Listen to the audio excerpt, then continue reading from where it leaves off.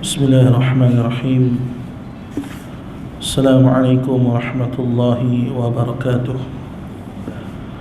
Alhamdulillahilladzi arsala rasulahu bil huda wa dinil haqq liyudhhirahu 'ala ad-din kullihi wa kafa billahi shahida.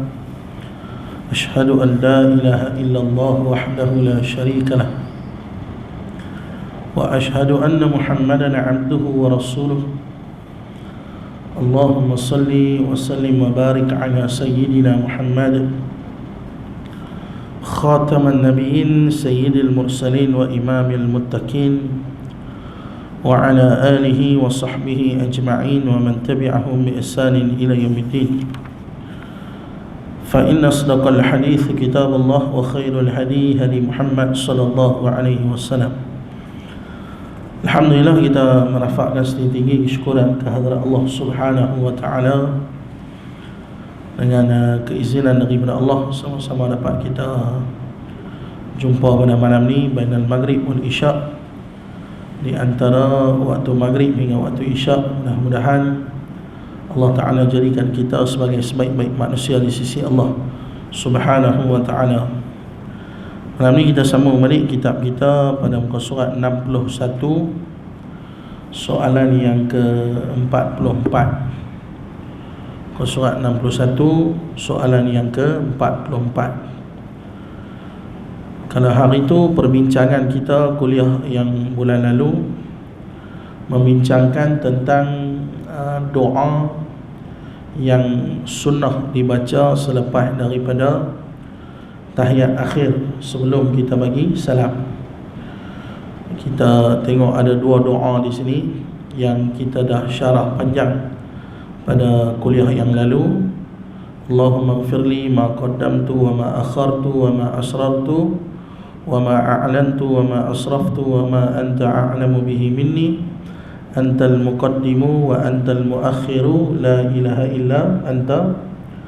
Dan satu lagi doa yang sunnahnya, Allahumma inni a'udzubika min adzabi jahannam wa min adzabil qabri wa min fitnatil mahya wal mamat wa min syarri fitnatil masihid dajjal. Itu dua doa yang dianjurkan oleh Nabi sallallahu alaihi wasallam untuk baca sebelum bagi salam. Maka malam ni kita tengok pula bagaimanakah cara kita bagi salam mengakhiri solat. Macam mana cara bagi salam. Bagi salam ni pun banyak orang masih lagi buat salah, kan? Bagi salam sembahyang tu pun banyak orang masih lagi salah. Kita tengok apa yang nak dibincangkan di sini. Dia kata apa? Mazhab Hanafi, ucapan salam yang sah adalah dua kali ucapan ke kiri dan ke kanan tanpa ucapan yang sempurna. Itulah menurut sunnah, iaitu ucapan dua kali ke kiri dan ke kanan. Kalau siapa yang ikut mazhab Hanafi, mazhab Hanafi dia kena bagi salam dua kali, kan? Assalamualaikum warahmatullahi, belah kiri sekali, belah kanan sekali, kemudian belah kiri sekali, baru lengkap sembahyang. Itu mazhab Hanafi. Tanpa ucapan yang sempurna. Tanpa ucapan yang sempurna macam mana? Cukup takat warahmatullah, kan? Assalamualaikum warahmatullah.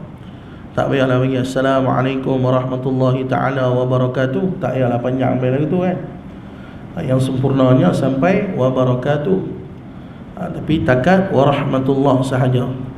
Tapi kena salam kiri dan kanan, kanan dan juga kiri lah, kan? Makna kata dua-dua tempat kena bagi salam. Dan dia kata apa? Dalam kedua salam itu imam berniat mengucapkan salam untuk yang berada di sebelah kanan dan kirinya dari kalangan malaikat, kaum muslimin, manusia dan jin. Dianjurkan agar tidak terlalu panjang dan tidak terlalu cepat dalam pengucapannya berdasarkan hadis Abu Hurairah dalam Musnad Ahmad dan Sunan Abi Daud. Menghapus salam itu adalah sunnah. Kan? Dia kata apa? imam yang bagi salam tu janganlah dia terlalu panjang sangat tarik salam kan, assalam, tarik panjang kan? Dan jangan terlalu cepat bagi salam. Setengah-setengah tengok kalut, Assalamualaikum warahmatullahi, Assalamualaikum warahmatullahi, kalut kan? Sebutan tu biar bagi betul, Assalamualaikum warahmatullahi kan? Bagi salam tu biar bagi betul. Dan dia kata apa? Mazhab Syafi'i dan Hanbali, minimum salam yang sah adalah 1 kali menurut mazhab Syafi'i kan? Menurut mazhab Syafi'i dan Hanbali pula, bagi salam sekali cukup, wajib.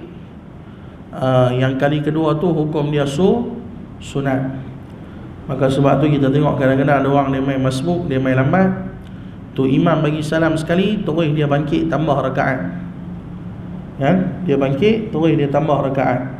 Salah tak perbuatan tu? Tak salah kan? Sebab memadai bagi dia mengikut imam pada sekali salam. Sebab salam tu salam yang wajib. Tapi menurut sebahagian pendapat ulama, afdalnya tunggu dua-dua salam, bagusnya kan? Walaupun salam yang pertama tu dia dah boleh bangkit dah nak tambah rakaat, tu imam kata Assalamualaikum warahmatullahi, dia bagi salam belah kanan, makmum belakang bangkit dah, boleh, tak salah. Tapi bagusnya tunggulah salam yang kedua. Bagusnya lah dari sudut adab. Dan dia kata apa? 2 kali menurut mazhab Hanbali, salam yang sempurna adalah ke kiri, ke kanan dan ke kiri. Pada salam pertama dengan cara menoleh hingga terlihat pipi sebelah kanan. Macam mana kita nak kali tuan-tuan? Kita nak kali ni cara dia simple dia. Bila kita sebut Assalamualaikum, waktu warah tu baru kita kali. Warahmatullah, sikit ya. Kemudian Assalamualaikum warah. Tang warah tu daripada kanan ni terus kali pergi kiri. Banyak orang buat cara salah kan? Dia buat macam mana? Assalamualaikum warahmatullah, dia patah balik bagi tengah kan? Lepas tu assalam kan? Dia pergi angguk pula 2-3 kali dia pergi angguk. Itu tak betul kan? Itu tidak menepati sunnah.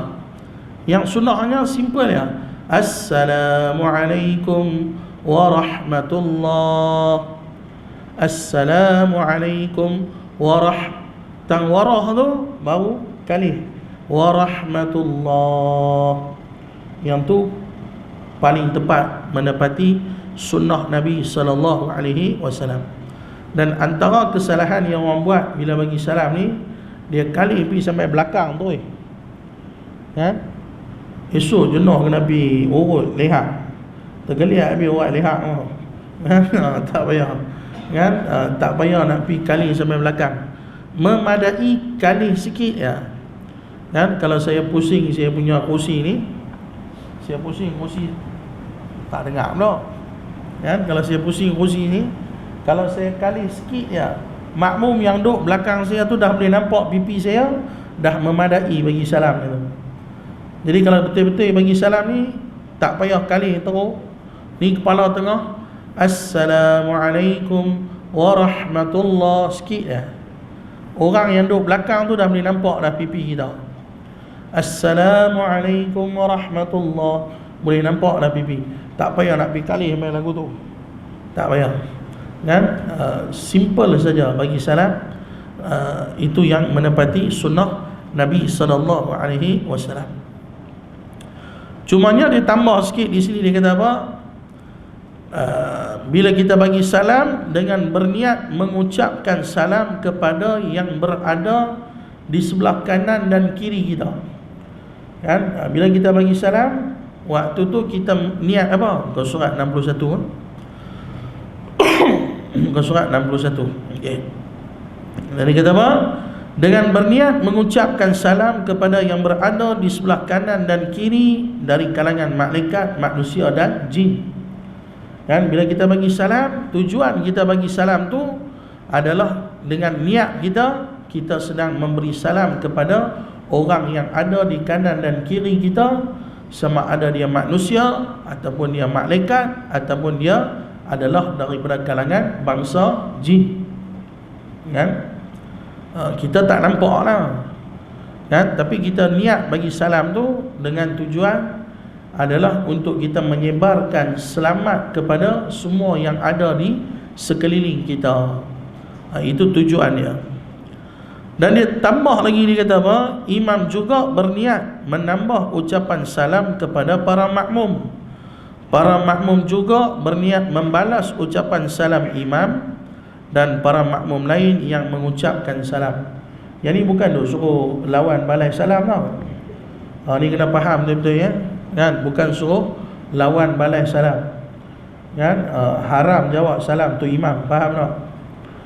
Kan, salam ni ada 3 jenis. Satu, wajib jawab. Yang kedua, haram jawab. Yang ketiga, kita tak mau orang tu jawab. Salam ada 3 jenis. Salam yang pertama saya bagi, Assalamualaikum tuan-tuan. Tuan-tuan wajib jawab Waalaikumsalam. Salam yang kedua haram kita jawab. Salam siapa? Salam tu imam. Tu imam bagi salam, Assalamualaikum warahmatullahi. Kita makmum duduk belakang, Waalaikumsalam. Tu imam. Haram. Faham tak? Kan? Faham tak faham ni tuan-tuan? Mengaji mau kena bagi faham. Kan? Haram jawab salam tu imam tu. Kan? Tu imam bagi salam, kita duduk belakang dijawab Waalaikumsalam. Pak imam lingkup terus. Kan? Yang tu bid'ah dolalah. Nabi tak pernah buat, sahabat tak pernah buat. Dan yang ketiga, salam yang kita bagi, kita tak mau orang tu jawab. Salam siapa? Salam ahli kubur. Kan, kita masuk kubur, kita bagi salam, Assalamualaikum ya ahli kubur. Contoh paling simple. Kita mau tak dia jawab? Siapa pun tak mau dia jawab. Kan, hang dengar ke, hang tak dengar ke, nak jawab ke, bukan masalah aku. Yang penting jangan sampai aku dengar hang jawab. Tidak. Kan, kalau kita dengar dia jawab, haram tak pergi kubur dah lepas tu. Kan? Jadi kita kena faham, bila kita semayang, bila tu imam bagi salam, bukanlah makmum tu disuruh jawab, tapi imam tu bagi salam dengan niat dalam hati dia niat supaya salam ni kepada para makmum. Makmum lah bagi salam, dia niat pula salam ni adalah untuk tu imam. Dia niat untuk orang yang ada kiri kanan. Dia niat untuk para malaikat dan jin yang ada di sekelilingnya. Sebab apa? Kita sedang menyebarkan salam dan rahmat Allah Subhanahu wa ta'ala. Kan? Itu yang dia sebut di sini. Dan dia kata apa? Adapun makmum yang berada di belakang dan selanjutnya berniat sesuai keinginan mereka. Dalilnya adalah hadis Samurah bin Jundub. Rasulullah SAW memerintahkan kami membalas ucapan salam agar kami berkasih sayang, agar sebahagian kami mengucapkan salam kepada yang lain. Tuan-tuan, peranan salam ni satu benda yang besar. Dan peranan bagi salam ni satu benda yang sangat besar dalam Islam. Sebab tu Nabi bila pertama kali sampai di Madinah, antara wasiat terawal Nabi adalah sebarkan salam. Tuan-tuan, syok lah tengok orang Madinah dengan orang Mekah ni. Syok tengok mereka. Mereka di ronda ke, jumpa tang mana ke, tang masjid ke, shopping komplek ke, market ke, mana ke, kenal ke tak kenal, dia bagi salam. Jumpa di mulut ni sentiasa Assalamualaikum Waalaikumsalam, Assalamualaikum Waalaikumsalam, Assalamualaikum Waalaikumsalam. Kita di Malaysia jadi pelik benda tu. Kita selalu bagi salam dekat orang yang kita kenal. Orang tak kenal kita tak bagi salam. Betul ke tak betul? Kan? Mai masjid, kita tak kenal je tu siapa. Kita buat tak tahu. Dia keluar masjid, kita buat tak tahu. Dia masuk masjid, kita buat tak tahu. Kan? Buat tak tahu kan? Bila kenal ustaz, dia bagilah salam, Assalamualaikum ustaz. Dia kenal ustaz dengan saya. Tapi kalau dia tak kenal je tu siapa ke apa ke, dia buat tak tahu kan? Sampai kalau kita bagi salam dekat orang yang tak kenal, member sebelah boleh pelik. Saya pergi Tesco dengan member saya, jumpa Bangla, saya bagi salam, Assalamualaikum. Member saya, hang kenal ke Bangla ni? kepala otak. Nabi suruh bagi salam dekat orang yang kita kenal dengan orang yang tak kenal. Saya kata tak, dia bukan member aku. Tak, kalau bukan member bagi salam mesti apa? Dia jadi pelik, Tapi kalau pergi Mekah, Madinah, kita pun jadi macam ni bang. Jumpa, Assalamualaikum, Waalaikumsalam. Assalamualaikum, Waalaikumsalam. Ya? Bila kita sebut dalam khutbah Jumaat ke apa ke, saya keluar semua ni bagi salam lah. Itu saya pergi khutbah di mana saya tekan pasal bab salam ni. Alhamdulillah keluar. Iaitu Assalamualaikum Ustaz, Assalamualaikum Ustaz, Assalamualaikum Ustaz. Ada je tu dia angkat tangan dulu. Lepas tu Assalamualaikum Ustaz. Baru lupa saya mangkuk dia kata. Baru tadi Ustaz doa abang saya lupa. Okeylah, dia mau nak perbaiki. Ya, dia mau nak perbetui. Bagi bisa. Sayyidina Umar pernah kata, aku selalu kerap dia ada kat tempat orang yang ramai lalu lalang. Kat market ke, kat mana-mana orang suka lalu lalang, aku nanti duduk dalam situ ni. Pasal apa? Aku nak cari peluang untuk bagi salam dekat orang. Kan? Yang tu satu pahala free, satu pahala buta yang boleh dapat. Tuan-tuan, senang-senang boleh dapat pahala salam. Tambah-tambah kalau duduk dekat-dekat pula, suar tangan salam. Nabi janji dalam hadis, Nabi kata apa? Siapa yang suar tangan salam, bila dia tarik tangannya, berguguran dosa-dosa kecil. Kita pergi makan restoran, meja bukan jauh tarah mana. Kita duduk sini, kawan duduk satu flat, duduk tang situ. Dah nampak dah kawan tu, dia tu pun tengok kita, bangun suar tangan salam. Assalamualaikum. Nak mana? Makan kot. Makan lah. Suar tangan salam, bagi salam, dia jawab salam, tang situ. Buta-buta memang pahala dapat. Tapi selalunya kita di bawah, kita diguna bahasa isyarat. Tidak ada guna bahasa isyarat. Tidak ada. Kan? Padahal dekat ya. Rugi tak guna peluang tu pergi salam. Yang bestnya bahasa isyarat tu hodoh gila kan. Dia buat tu. Apa dia tak tahu. Kan? Dia buat tu. Kan? Lepas tu dia boleh buat. Kan? Boleh tak guna bahasa isyarat? Boleh. Waktu bila boleh? Ulama kata pada dua tempat boleh. Yang pertama, orang tu terlampau jauh sangat dengan kita. Waktu tu guna bahasa isyarat sudah. Kita duduk dalam masjid, dia duduk dalam sikit meja jauh kan. Kita bagi salam, Assalamualaikum, tak jawab, dosa. Tak payah buat perangai lagu tu. Kan? Dia sikit meja jauh kan. Yang kedua, orang tu bisu pekak. Bisu pekak guna bahasa isyarat. Bagi salam tak guna, bukan dia boleh jawab. Kan? Kita pun diam, tak boleh cakap. Pekak pula ke atas. Tapi kalau dah kita tak bisu, tak pekak, tak jauh, duduk dekat, kita cari peluang untuk bagi salam. Benda tu benda kecil ya.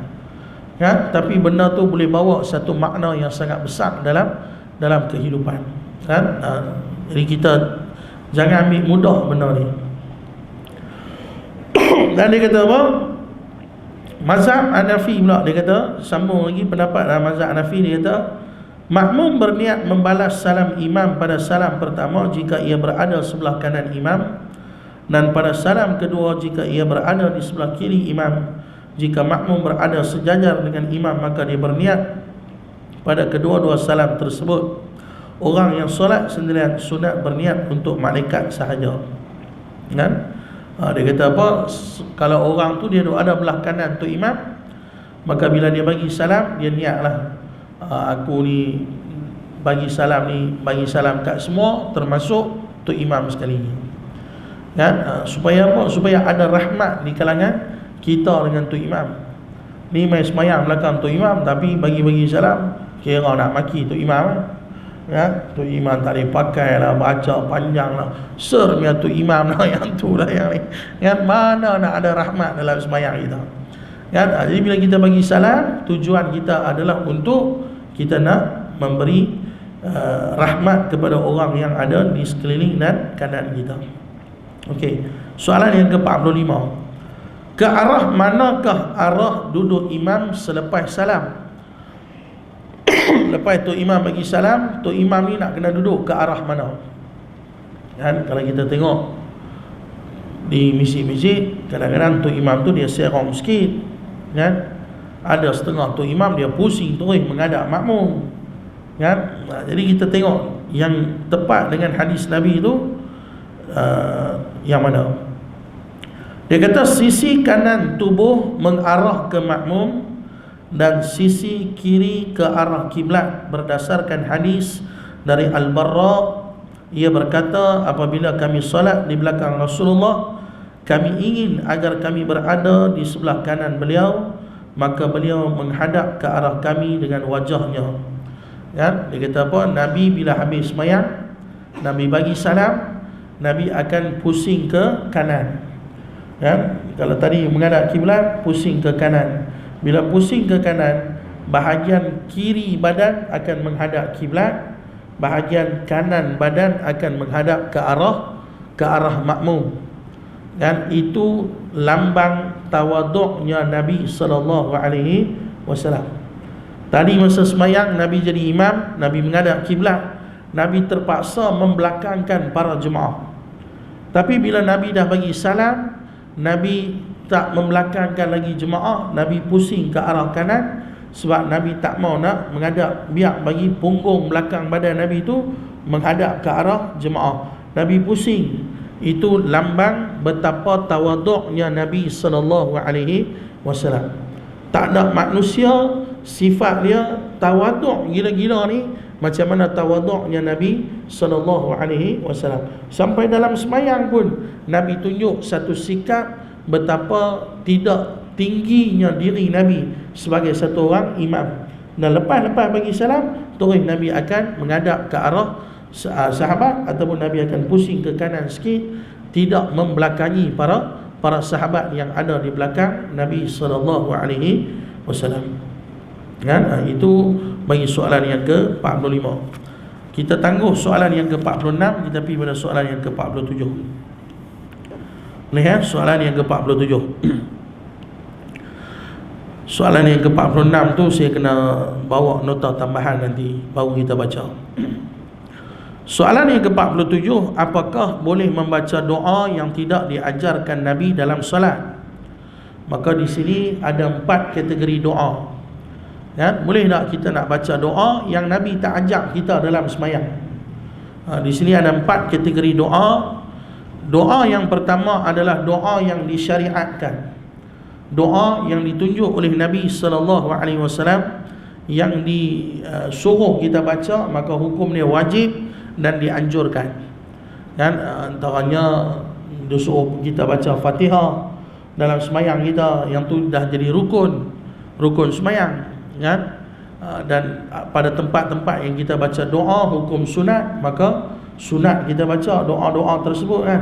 Subhana rabbil azimi wa bihamdi, doa di antara doa sujud rabbighfirli warhamni wajburni sampai habis, doa iftitah dan sebagainya. Benda tu ditunjuk oleh baginda Nabi sallallahu alaihi wasallam. Ada pula doa yang harus boleh baca tapi tidak dianjurkan dan tidak membatalkan solat. Kan? Doa-doa tu adalah doa-doa yang harus kita baca tapi tidak membatalkan solat. Kan? Antaranya tuan-tuan nak doa dalam sembahyang hajat, bolehlah doa. Tapi dah kalau doa dalam bahasa Melayu, janganlah duk sebut di mulut, batallah sembahyang. Faham tak? Kan? Ni nak buat sembahyang hajat. Malam ni kita buat sembahyang hajat, lepas solat Isyak sekejap lagi kita minta bagi kawan kita yang ada di ICU tu, bagi dia sihat. Kan? Kita pun masa sujud tu, ya Allah, member aku duk ada kat ICU, ya Allah, pergi cakap itu batal terus sembahyang. Kan? Tak boleh lah guna bahasa Melayu. Kan? Yang tu tak boleh.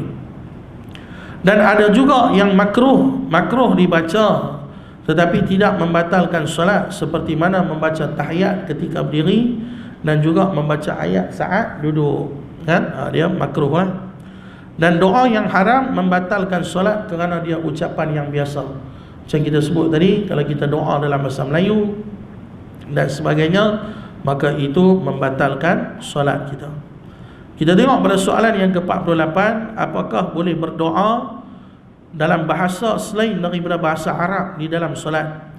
Imam Nawawi berkata, tidak boleh membuat-buat doa yang tidak maksur, bukan dari Al-Quran dan Sunnah, kemudian diucapkan dalam bahasa asing bukan Arab. Tidak ada perbezaan pendapat dalam masalah ini. Solat menjadi batal disebabkan perbuatan tersebut. Kalau tuan-tuan doa dalam bahasa Melayu, sebut di mulut, maka perbuatan tu menyebabkan batalnya solat kita. Kan? Yang ni tak ada perbezaan pandangan. Kan? Ulama sepakat kita tak boleh doa dalam bahasa Melayu ataupun bahasa yang lain dalam sembahyang kita. Okey, soalan yang ke-49. Boleh tuan-tuan? Laju ke? Boleh kan? Okey kan? Boleh.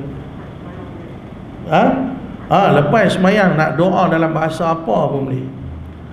Tuan-tuan dah bagi salam dah, tuan-tuan nak doa dalam bahasa apa pun tak ada masalah. Kan? Doa bahasa Melayu ke, bahasa Arab ke, bahasa Tamil ke, bahasa Cina ke, bahasa Hindi ke, bahasa Urdu ke, semua bahasa Allah Ta'ala faham. Semua bahasa Allah Ta'ala faham sebab Allah Ta'ala yang cipta kita. Allah memahami semua bahasa kita. Minta pilih apa pun, bahkan duduk sengak-sengak minta dalam hati pun Allah Ta'ala maha mendengar. Kan? Yang tu luar sembahyang tak ada masalah. Tuan-tuan nak doa panjang lagu mana pun tuan-tuan doa lah. Kan? Tuan-tuan pergi di India, mereka punya doa mau panjang-panjang. Mereka diminta dalam bahasa Tamil semua panjang-panjang, gila-gila punya panjang. Sila ambilan kebal kaki duduk belakang tu imam tu kalau dia doa. Kan? Kalau dia buat majlis apa-apa ni, dia doa minta satu dalam bahasa Tamil. Tak apa, tak ada masalah. Yang tu luar sembahyang, boleh. Kan? Tuan-tuan tak hafal doa-doa bahasa Arab. Sebab tu petua doa ni paling simple tuan-tuan. Tuan-tuan hafal 4 benda ni. Tuan-tuan nak doa, adab kita berdoa, tuan-tuan hafal 4 benda ni. Lepas tu tuan-tuan nak tibai bahasa Melayu, tuan-tuan tibai bahasa Melayu ke. Yang ni cerita luar sembahyang lah. Yang ni cerita luar sembahyang. Okey, cerita luar sembahyang. Tuan-tuan nak doa dalam bahasa Melayu, nak doa dalam bahasa Cina ke, bahasa Tamil ke, bahasa Arab ke, bahasa apa ke. Kalau boleh 4 benda ni tuan-tuan hafal bahasa Arab. Apa dia? Yang pertama, Bismillahirrahmanirrahim. Senang kan susah? Senang kan? Memang dah hafal dah pun. Kan? Yang kedua, Alhamdulillahi Rabbil Alamin. Segala puji bagimu ya Allah, Tuhan yang mentadbir sekalian alam. Yang ketiga, selawat dekat Nabi. Wassalatu wassalamu ala Rasulillah wa ala alihi wa sahbihi ajma'in. Ataupun Allahumma salli ala Sayyidina Muhammad. Apa selawat tuan-tuan apa? Tuan-tuan bubuh nombor 3. Lepas tu tuan-tuan nak isi apa bahasa Melayu punya doa, tuan-tuan isi. Sat lagi tutup last punya boh belakang, ibu bagi segala doa. Rabbana atina fid dunya hasanah wa fil akhirati hasanah wa qina adzabannar walhamdulillahi rabbil alamin. Tutup doa tu. Kalau boleh 4 benda ni apa? Tuan-tuan nak doa apa pun, adab ketika mana doa, bagusnya kita mula dengan bismillah, kita mula dengan puji Allah Subhanahu wa taala, dan kita selawat kepada baginda Nabi sallallahu alaihi wasallam, dan bagusnya kita tutup dengan Rabbana atina fid dunya hasanah. Celah-celah tu tuan-tuan nak buh doa apa, tuan-tuan buh doa. Tak ada masalah. Kan? Ada satu hari pergi tahlil di mana ke, dia tengok dia tu nampak kemai sikit Pak Haji tu. Dia suruh Pak Haji tu baca doa tahlil. Pak Haji tu dia suruh dia baca doa tahlil, member muka pucat. Last sekali dia tibai doa makan dia. Ya, dia tibai doa makan dia. Ya, dia angkat tangan, Allahumma barik lana fima razaqtana wa qina azabana walhamdulillahi rabbil alamin. Dia tak jom mai tapi tibai makan. Yang ni aku tahu pun. Ya, tak apa ambil pi ya. Kan, dan yang tu yang dia hafal pun, kan, kalau dia doa ikhlas waktu tu Allah Ta'ala angkat doa dia, makbul betul. Kan, kita duk pibu panjang-panjang dia doa, kan, padahal tak ikhlas pun. Kan, sini doa panjang, dia dalam hati doa Arab lah, doa panjang sangat melok tebal. Kan, Arab doa panjang melok tebal. Arab doa panjang sangat ada lah nasi tomato dengan ayam ke. Kan, sampel menu timai ke apa kan. Kadang-kadang takut kan. Tak jadi ya, doa makan pun jadi ya. Kan, tuan rumah pun muka ni macam sikit kan. Dia ni apa aku suruh doa tahlil, dia bagi doa makan. Kan. Bab doa ni bukan main, tak boleh main. Kan, saya pergi ziarah di pondok Patani. Kan, dia suruh makan dengan tok guru. Kita lah boleh lah nak belah tak mau makan dengan Tok Guru kan. Kata tak boleh ustaz kena duduk dengan Tok Guru makan dengan baba. Kita duduk dengan baba makan, baba pula suruh kita baca doa. Dia kata kita baca doa. Saya kata tak boleh tuan rumah baca doa bagi kita duduk silap pula tu. Kan tak mau baca doa takut kita baca silap. Kan dia kata tak apalah, baba baca doa saya ambil berkat duduk dengan baba. Tak. Saya tuan rumah entah main belajar ni, doa musafir ni mustajab. Dia pula sudah kona lagu tu pula. Kan siap nak bagi dalil pula. Nasi kita pun doa, Allahumma barik lana fi ma razaqtana wa qina azabannar. Tambah sikit. Bismillahirrahmanirrahim. Wa ala barakatillah bi rahmatika ya arhamar rahimin. Allahumma barik lana fi hadhihi at-ta'am. Tambahlah sikit 2-3 doa. Bagi nampak kemai sikit. Ya, duduk dengan baba kot. Ya, duduk dengan orang biasa tiba doa makan tu satu cukup ah. Duduk dengan baba boleh 2-3 doa. Habis tahu dia boleh kata apa? Makan banyak, doa pendek tu leceh tu. Ya, dia kata makan saya nak makan banyak. Menu pun melunguk-lunguk depan ni tu ada. Tapi doa pendek Tak, saya duk fikir hati apa yang nak suruh aku doa. Kan? Kita kira cukup takat tu kan. Jadi sebab tu doa ni yang penting kita doa dengan seikhlas hati. Luar semayang adabnya kita bermula 4 benda ni. Bismillah, alhamdulillah, selawat, dan kita tutup dengan Rabbana atina fid dunya hasanah. Okey, kita tengok soalan yang ke-49.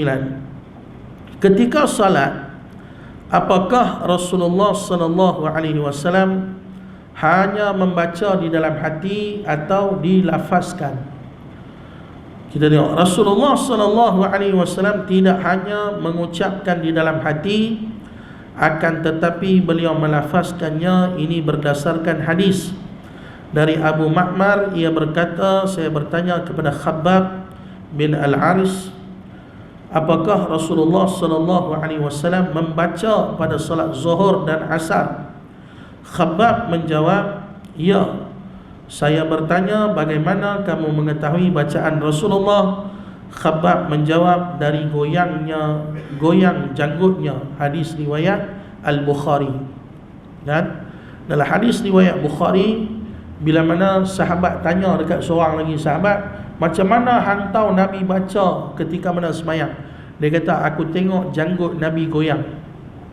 Kan? Janggut Nabi goyang, itu bukti Nabi sedang membaca. Yang ini penting tuan-tuan. 5 rukun, apa dia panggil? Rukun kauli. 5 rukun kauli yang kita bila semayang kena baca bagi dengar dekat telinga kita, dan tidak sah semayang kita kalau hanya sekadar membaca dalam hati. Ni banyak orang buat salah. Berlungguk-lungguk orang main semayang tapi dia buat silap. Yang pertama, takbiratul ihram. Dia masuk semayang, angkat tangan,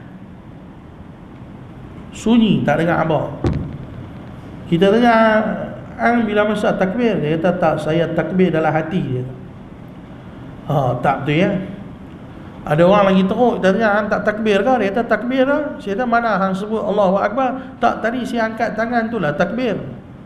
Angkat tangan sunat kan? Yang takbir tu kena sebut dekat mulut, daripada alif pada perkataan Allah sampai ra, Allahu Akbar, kena bagi dengar dekat telinga kita.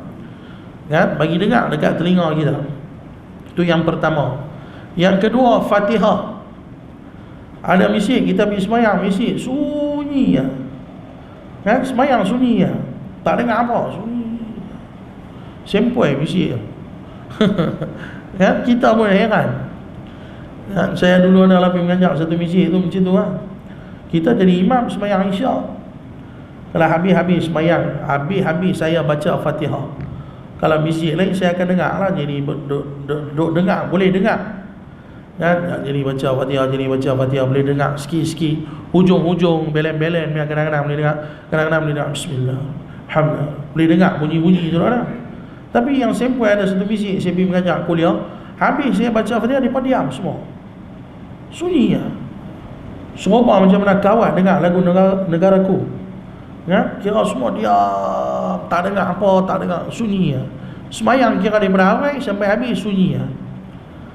2 kali 3 kali saya pergi kuliah, saya tegak mereka. Tegak baru mereka jam. Kata, oh betul ya. Oh kena baca Fatihah Ustaz. Mereka jam, mereka memang jam terus. Oh kena baca bagi dengar kat telinga. Kami tak tahu pun selama ni. Ustaz duk main pun tak pernah ajar pun. Tak, janganlah salah ustaz tu. Dah dia main mengajar kita tafsir, kan? Dia tak cerita lah bab tu. Kalau dia main cerita bab hadis, dia tak cerita bab semayang, kan? Tengoklah hangpa panggil ustaz, hangpa suruh mengajar apa. Tak, dan kami ada lah kuliah, ajar apa. Tak, ada satu ustaz tu kami suruh dia bawa kitab Ahkam As-Sultaniyah karangan Imam Al-Mawardi, hukum hakam tentang kepimpinan, cerita pasal politik. Imam Al-Mawardi ni semayang tak betul, cerita politik, kan? Betul semayang lu kan? Semayang tak lepas, cerita apa Ahkam Sultaniyah. Kadang-kadang orang kita macam tu, semangat nak mengaji. Ada mami tu dia telefon saya, dia kata, Ustaz, kami nak buat kuliah Ustaz. Alhamdulillah. Mami dah pernah buat kuliah lah? Tak pernah, ni baru first time nak buat kuliah. Oh, baru first time nak buat kuliah. Okey. Mami cadang nak baca kitab apa? Tak, mami nak baca tafsir Ibnu Katsir. Saya dengar terkejut. Sabarlah dulu. Bacalah tafsir Juz Amma dulu. Betul tak? Ni terus yang nak pergi tiba tafsir Ibnu Katsir. Saya kata, mami tahu dah kitab tu harga berapa? Berapa harga Ustaz? Ada kot kat 500 lebih, kat 600 kot, berjilid-jilid kat dia. Oh 500 lebih ya, tak apa. Nanti kami mesyuarat balik. Dia 500 dah mesyuarat. Tak tahu apa jadi. Nampak tak? Kan? Dia nak mengaji yang lebih-lebih, tapi tengok yang basic tu tak lepas lagi. Kalau ada ustaz main mengajar basic, dia tak apalah, tak habis-habis tu cerita bab semayang, cerita bab najis, cerita bab haid. Tapi bab haid pun kadang-kadang banyak orang tak lepas lagi, kan? Umur dah 60 tahun dah, tak tahu lagi bab haid. Tak tahu lah ustaz, darah apa ke dah turun, mami pun pening. Mami dah 65, haid nak main kat mana ni mami? Kan? Tak tahu lah ustaz, kan? Dia jadi gabra. Nak sekali telefon ustaz tengah malam, suruh kira dia main haid berapa hari. Mampu tak betul, ni cerita betul, bukan cerita lama, ya. Tapi kalau kita mengajar bab haid di masjid, mereka marah. Kata apa tu cerita bab haid ni? Alah, benda ni semua benda basic lah, dia pelekeh. Tapi bila kena tangan dia pun tak tahu nak buat macam mana, dia tak tahu. Cerita bab tayamum, kena dia baru dia tanya, ustaz, tayamum lagu mana ustaz? Tayamum. Bila mengajar bab tayamum, dia tak apa tu cerita tayamum. Padahal benda tu benda yang penting, tuan-tuan. Kan, semayang ni penting, kan? Kita kena ambil tahu lah, kan? Yang kedua, Fatihah kena baca bagi telinga kita dengar, kan? Orang perempuan kadang-kadang dia suka baca, baca serupa macam ulang sawah cari anak, kan? Bunyi kan? Ada bunyi macam tu bunyi. Betul tak betul? Mami, ada orang baca macam tu? Kan? Ada lah. Masih ada lah mami-mami duk main komplain kat saya, kan? Saya mengajar mami-mami ramai, bila main komplain, ustaz, ada tu mami tu di main semayang sebelah saya, dia bunyi macam ulang, kan? Apa dia baca tak?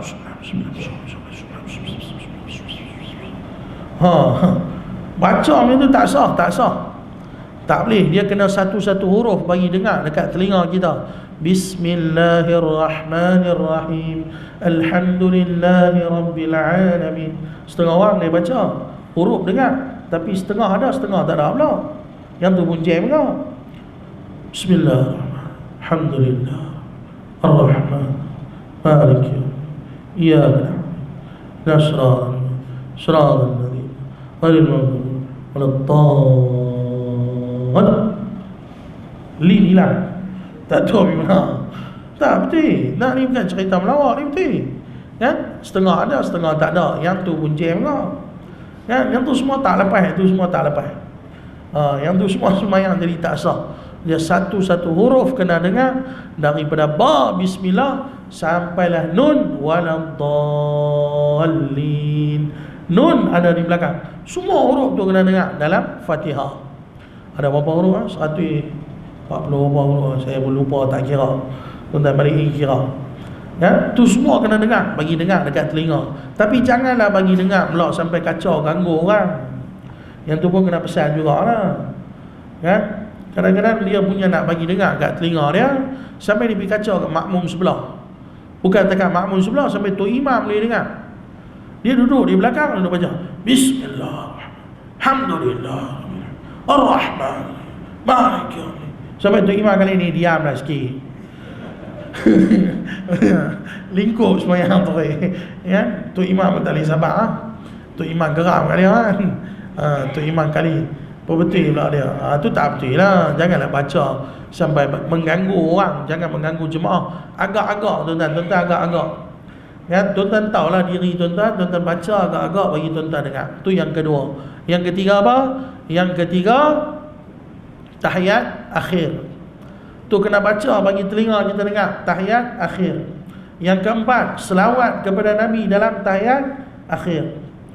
Yang kelima, salam yang pertama, Assalamualaikum warahmatullahi, kena bagi dengar dekat telinga. Yang tu antara 5 perkara yang kita kena baca bagi dengar dekat telinga kita, walaupun kita semayang zuhur dengan asar. Zuhur dengan asar orang tak semayang baca kuat-kuat, tapi bila kita baca, kita kena baca bagi dengar dekat telinga kita. Kalaulah zuhur dengan asar kena baca bagi dengar dekat telinga, sudah tentulah subuh, maghrib dan isyak kena lebih lagi lah baca bagi dengar dekat telinga kita kan. Itu disebut dalam hadis. Sahabat perhati sampai tara lagu tu tuan-tuan kan. Dia nak perhati Nabi baca ni, baca sebut ke ataupun Nabi baca dalam hati ke. Dia tengok janggut Nabi bergerak. Hadis sahih Bukhari kan. Okey, soalan yang ke-50. Masuk waktu dah? Belum lagi? Belum lagi.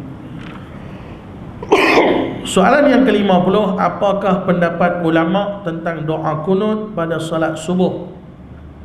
Okey. Pendapat ulama tentang kunut pada waktu subuh.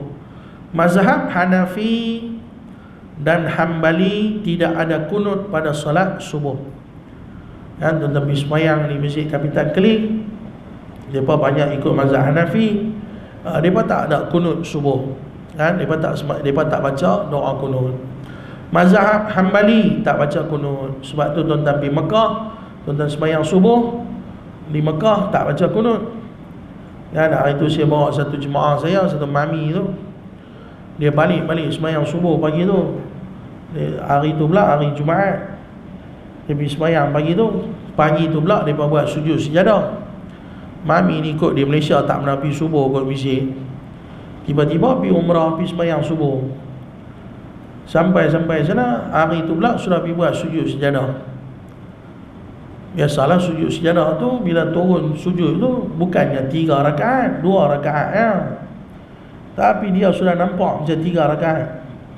Dia balik main hotel, dia jumpa saya, dia kata, Ustaz, sini punya tu imam sir Ustaz. Saya kata, awak bersibah mami. Saya pun terkejut. Saya kata, awak bersibah mami, nak breakfast kan, kita pun nak bawa roti, orang nak breakfast. Dia kata, sini punya tu imam sir Ustaz. Saya kata, awak bersibah mami. Tak, adakah dia boleh pergi semayang subuh 3 rakaat? Saya dah agak dah. Yang ni bukan 3 rakaat, yang ni sujud sejadah kan. Lagi sir Ustaz, dia tak baca doa kunut. Apa orang yang malam itu imam tu, dia kata. Kan? Saya kata dia yang sir tu mami, bukan tu imam. Kan? Depa mazhab Hambali. Mazhab Hambali, depa tak baca lah doa kunut. Kan? Kita kena faham benda tu. Benda tu tak ada masalah. Benda tu benda kecil ya. Kan? Tiba-tiba main belakang-belakang ni bergaduh lah. Tak kena baca kunut, masuk neraka. Bid'ah, Nabi tak buat. Kan? Kawan ni pula kata, tak, Nabi buat. Hang lah tak mau baca tu, hang bid'ah. Tak, benda tu benda kecil lah. Benda yang tak payah bergaduh. Saya ada 2 orang kawan dulu, hari-hari bergaduh pasal kunut. Jadi kata kunut bid'ah, jadi kata tak, kunut bukan bid'ah, kunut sunnah Nabi. Hari-hari gaduh. Tapi baru ni saya jumpa, saya tanya apa nak bergaduh pasal kunut ni. Dia kata, alhamdulillah tak bergaduh dah Ustaz. Saya tak bersama tak bergaduh, kami semayang pun tak. Ya? Bukan kunut tak baca, tak semayang tu lingkup tu kan? Yang tu lagi bahaya kan? Bukan soal baca kunut tak baca kunut kan, tapi soalnya benda tu sunat sahaja. Mazhab Maliki pula dia kata ada kunut pada solat subuh tapi dibaca perlahan sebelum rukuk. Mazhab Maliki dia kata kunut ada tapi baca pelan. Waktu bila? Sebelum rukuk, bukan lepas rukuk. Kita lepas rukuk, dia baca sebelum rukuk. Itu mazhab Maliki. Mazhab Maliki ni belah-belah Afrika, Morocco kan. Morocco keluar dah. Morocco keluar kalah semalam. 2-1 2-0. Allah sayang tu semua mazhab Maliki ya. Maghribi Morocco ni mereka mazhab Maliki. Jadi mereka akan baca doa kunut, baca pelan sebelum daripada mereka rukuk. Itu mazhab Maliki. Dan mazhab Syafi'i adanya kunut pada solat subuh setelah rukuk. Benda tu biasa. Daripada dulu lagi dah dibahaskan hukum ni dan tak pernah bergaduh pun. Hanafi tak pernah bergaduh dengan Syafi'i. Kan kalau saya pergi sembahyang di masjid Kapitan Keling, waktu tu saya ikut Tok Imam tak baca, saya tak baca. Kan? Menghormati Tok Imam. Kan? Lepas daripada Tok Imam bagi salam, saya rasa saya nak tambah sujud sahwi. Saya tambah sujud sahwi. Sebab dalam mazhab Syafi'i kata kunut tu sunat ab'ad. Kalau tinggal disunatkan tambah dengan sujud sahwi. Kalau tak tambah sujud sahwi sekalipun, sembahyang tu tetap sah. Faham tak? Kena bagi faham benda ni. Ya? Barulah kita tak jadi kelang kabut, barulah kita takkan bergaduh. Ya? Bila kita faham tentang hukum ni. Okey. Kita tengok satu lagi soalan. Apakah ketika membaca kunut mesti mengangkat tangan? Imam An-Nawawi berkata dalam Al-Azkar, ulama mazhab Syafi'i berbeza pendapat tentang mengangkat tangan dan mengusap wajah dalam doa kunut terbahagi kepada 3 pendapat. Pendapat pertama yang paling sahih, dianjurkan mengangkat tangan tanpa mengusap wajah. Dan bila kita baca kunut, kita angkat tangan. Lepas tu bila kita nak turun pergi sujud, kita hanya lepas tangan tanpa kita sapu muka kita. Itu pandangan paling sahih dalam mazhab Syafi'i. Pandangan yang kedua dia kata angkat tangan dan mengusapkan wajah. Baca doa kunut, ambil doa kunut, dia sapu dulu muka, lepas tu baru dia sujud. Itu pandangan yang kedua. Pandangan yang ketiga, tidak mengusap dan tidak mengangkat tangan. Para ulama sepakat untuk tidak mengusap selain wajah seperti dada dan lainnya. Bahkan mereka kata perbuatan itu makruh. Kan? Takat usap wajah ialah, tak usap dada dan sebagainya. Kalau sapu selain daripada muka, maka ulama sepakat mengatakan perbuatan itu adalah makruh. Kan? Jadi kita boleh faham macam kita dah buat selalu lah. Kan? Bila kita angkat tangan, pandangan yang paling sahih, kita angkat tangan. Lepas tu bila tu imam nak sujud, kita pun lepas tangan, kita pun turun sujud. Dan dulu dalam masyarakat kita ada satu budaya. Dia dibuat apa? Dia diusung tangan tu pergi sampai sujud. Betul tak betul? Kan? Itu masa tak mengaji metai. Ya, dia diusung elok, dia diusung macam tu. Dia dibuat turun pergi sampai tempat sujud. Ya. Lari buat lagi ya. Allah jam. Ya, kalau ada lagi kalau dia tu lambat mengaji tu. Ya, tak payah duk usung kan, serupa duk usung mangkuk antaran. Ya, mentang-mentang musim keduri kahwin banyak belan-12. Ya, dia usung, tak payah. Tok imam dah lepas tangan, kita pun bila tok imam dah sujud dah, kita pun lepas tangan kita, kita turun sujud. Tak payah duk usung daripada atas duk usung tangan, pergi usung sampai ke tempat sujud. Benda tu tak pernah ditunjuk oleh mana-mana ulama sebut dalam kitab tak ada. Kan? Memadai kita lepas tangan dan kita turun kepada sujud. Ya? Jadi kita berhenti dekat soalan yang ke-51. InsyaAllah pada kuliah yang akan datang kita akan sambung pada soalan yang ke-52. Okey? Ada soalan kan nak tanya? Ada soalan? Ya.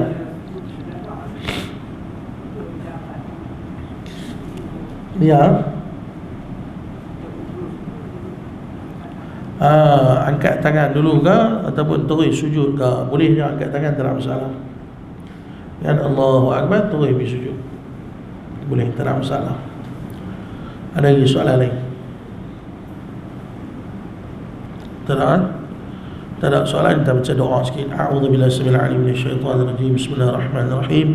Alhamdulillahirabbil alamin wassalatu wassalamu ala asyrafil anbiya'i wal mursalin wa ala alihi wa sahbihi ajma'in. Allahumma inna nas'aluka salamatan fid din wa afiyatan fil jasad wa ziyadatan fil ilmi wa barakatan fil rizqi wa taubatan qabla al maut wa rahmatan 'inda al maut wa maghfiratan ba'da al maut.